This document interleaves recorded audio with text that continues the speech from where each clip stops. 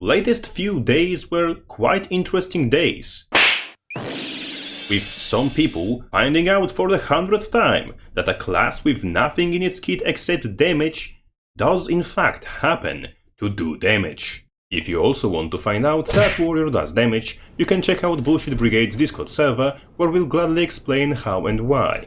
You can also support my efforts to get larger hitbox through Patreon if you wish.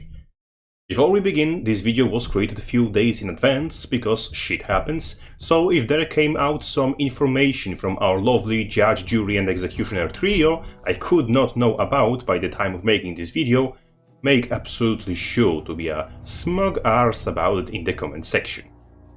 Nonetheless, let's discuss Warrior yet again. A lot of the comments has been made about Warrior's damage and about his tankings, which, as we'll soon explain, are a tiny bit misguided.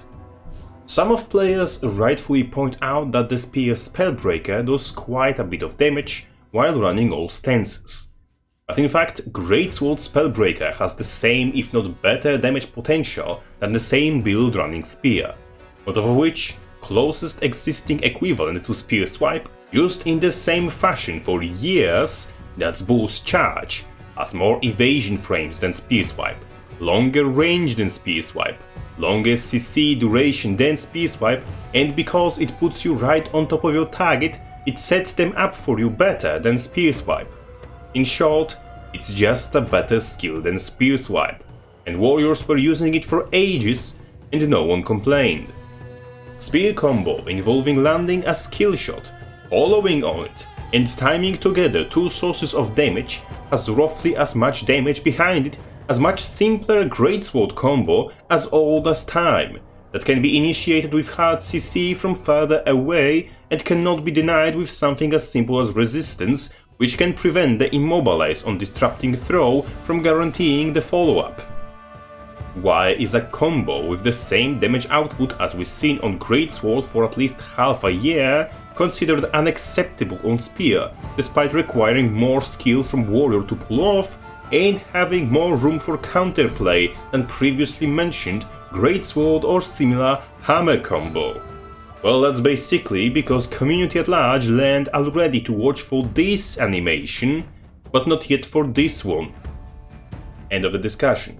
If we declare Spear's current damage output as unacceptable, we'd have to nerf alongside of it almost every warrior weapon there is, starting with Greatsword and Hammer, obviously, but not excluding swords, axes, maces, and flipping core rifle. Yes, the joke weapon is doing similar damage Spear is. If the damage is the problem, why practically the same damage wasn't a problem a month ago before Jantiel launched? Did people were just okay with getting blown into bits 3 weeks ago? Or did something else change?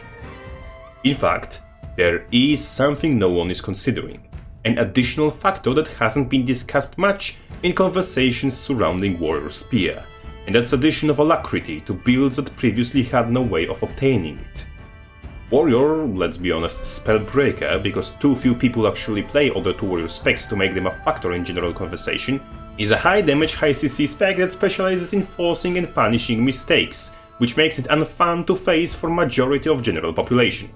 Every single time you feel like you're finally getting an edge over the sucker, he just whips out another counter, another dodge, another block, stance, or evade, usually also stunning you out of whatever you thought you were doing, as if mocking your very attempt at fighting him.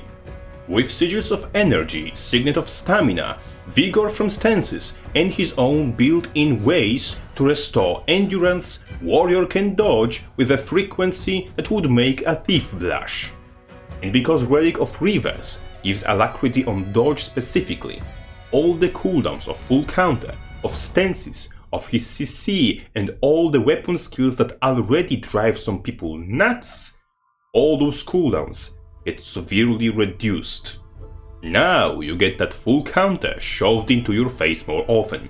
You get ping-ponged around with CC much more. Your skills miss the target and fly off into the sunset more often, because he is evading more often.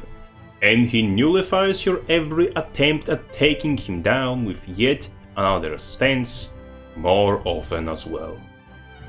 Not to mention, stance cooldowns specifically start immediately as soon as the button is pressed, and their duration can be increased, meaning alacrity with stances is even more of a volatile combination than with whatever else we want to complain about today.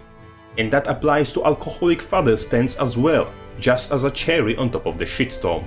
With Relic of Rivers, in addition to Spellbreaker's general class fantasy of being a public nuisance, we just received the most annoying build possibly in the entire history of Guild Wars 2.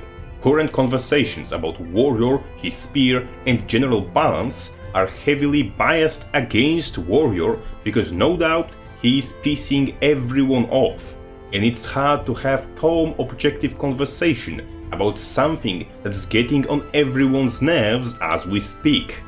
We need to address Relic of Rivers and Spellbreaker first before we can even realistically see where Spear truly lands and whether or not it needs nerf of its own. Does the Spear need a nerf? Possibly. But not to throw out the baby with the bathwater, we can't tell exactly how should it be handled just right now. What I can say with utmost certainty is that if we nerf only Spear and not the elite spec pissing everyone off, nor the relic letting him do it, Spellbreaker will be pissing people off no matter what weapon he chooses, and will just suffer for that much longer. In summary, the problem is alacrity generation and how it affects Warrior's defensive arsenal. Spear is only part of this conversation because it's new, and some Spellbreakers are already reverting to Greatsword and Hammer centric builds because those have even less counterplay than Spear has. With that out of the way, Crabface out.